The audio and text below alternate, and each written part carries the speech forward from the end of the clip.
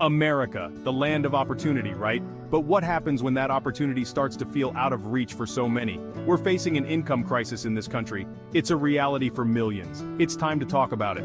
For generations, the American dream has been a beacon of hope. Work hard, climb the ladder, and secure a better life for yourself and your children. But somewhere along the way, the rungs on that ladder started to break. Wages have stagnated. The cost of living has skyrocketed. The gap between the rich and the rest of us is a chasm. This isn't just about numbers on a spreadsheet, it's about real people. It's about the single mom working 2 jobs who still can't afford health care for her kids. It's about the college graduate drowning in student loan debt, unable to buy a home or start a family. It's about the erosion of the middle class, the backbone of our nation. This income crisis is a threat to the very fabric of American society. It's time we face it head on. Remember the good old days? No? Well, maybe your parents do, back when a single income could support a family. Those days are long gone for most Americans. Wages have barely budged in decades, while the cost of everything has gone through the roof. Think about it. The minimum wage in 1968 was worth the equivalent of over $12 today. $12. You could actually afford rent and groceries back then. Today, millions of Americans are working full-time jobs and still living below the poverty line. That's not an economy, it's a rigged game. Stagnant wages mean people are falling behind. They're trapped in a cycle of debt, unable to save for the future or weather unexpected storms. The American dream is starting to feel more like a pipe dream. Something's got to give. Economists' stagnant wages are a symptom of deeper structural issues in our economy. Productivity has increased, but the benefits have not been shared with workers. Instead, they've been concentrated at the top, exacerbating income inequality and making it harder for ordinary people to get ahead.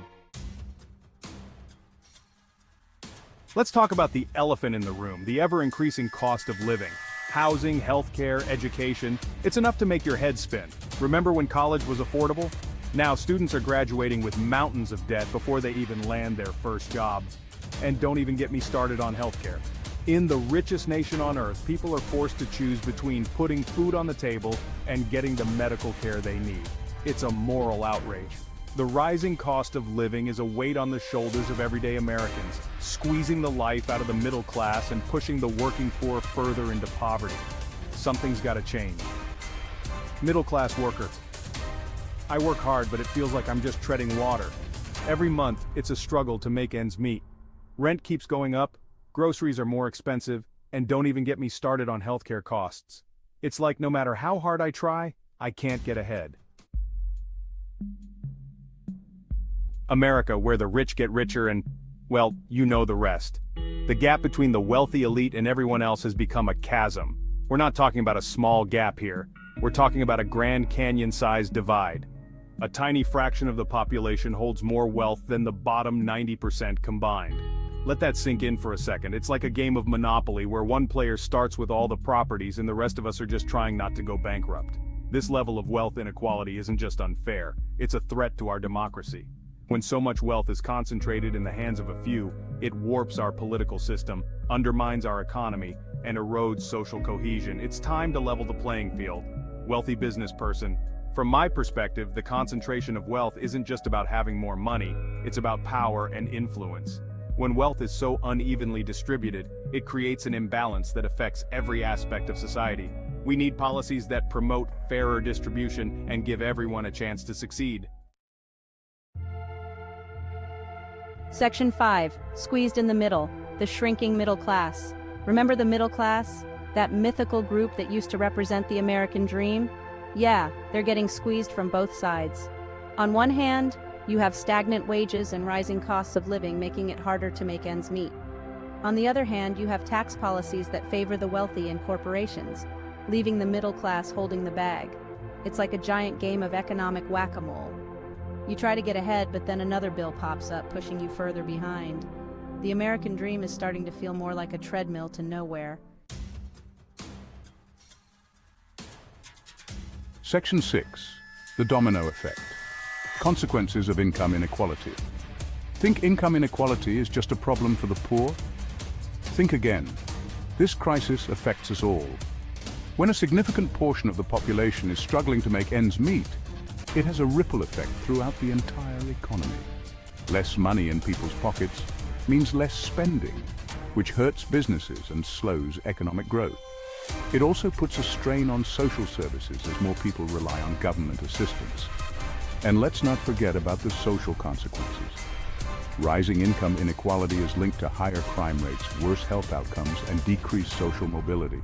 It's a recipe for instability and unrest. We need to wake up and realize that an economy that works for the few at the expense of the many is not sustainable in the long run. Section 7. A house divided, political polarization, and income inequality. Ever wonder why our political system seems so broken? Well, income inequality plays a starring role in this drama. As the gap between the haves and have-nots widens, so does the political divide. The wealthy elite have a vested interest in maintaining the status quo, and they use their money and influence to shape policies that benefit them, often at the expense of everyone else. This creates a vicious cycle, further exacerbating income inequality and fueling political polarization. It's time to break this cycle and create a political system that works for all Americans, not just those at the very top. We need to demand campaign finance reform, get big money out of politics, and elect leaders who will prioritize the needs of working families. Section 8. Bridging the gap policies to address income inequality. Okay, enough with the doom and gloom.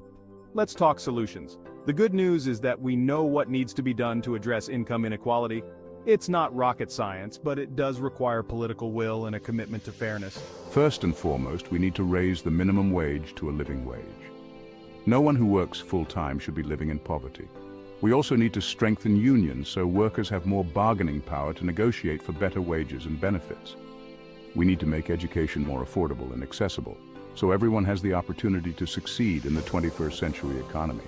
And we need to reform our healthcare system, so people are no longer burdened by sky-high medical costs.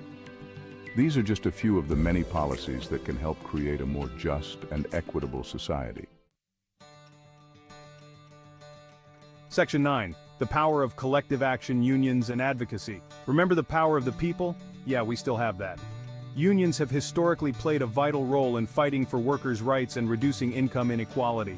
When workers come together and bargain collectively, they have more leverage to demand fair wages, benefits, and safe working conditions. But it's not just about unions. We all have a role to play in advocating for change. We need to hold our elected officials accountable for addressing income inequality. Write to your representatives, attend town hall meetings, and make your voice heard. Together, we can create a movement for economic justice. Section 10. Investing in the future education, healthcare, and social mobility. If we want a brighter future, we need to invest in our people. That means investing in education, healthcare, and social mobility. We need to ensure that every child has access to quality education, regardless of their zip code or socioeconomic background. We need to make healthcare a right, not a privilege, so everyone can afford to see a doctor when they're sick. And we need to create opportunities for upward mobility, so people can climb the economic ladder and achieve their full potential. Investing in our people is not only the right thing to do, it's the smart thing to do. It's an investment in our collective future. Section 11. Conclusion, a call to action for a more equitable America. The income crisis in America is real, it's pervasive, and it's time we address it head-on. This isn't a partisan issue, it's an American issue. We all have a stake in creating a more just and equitable society where everyone has the opportunity to succeed. The American dream should be a promise, not a pipe dream. It's time to bridge the divide, lift each other up, and create an economy that works for all. The future of our nation depends on it.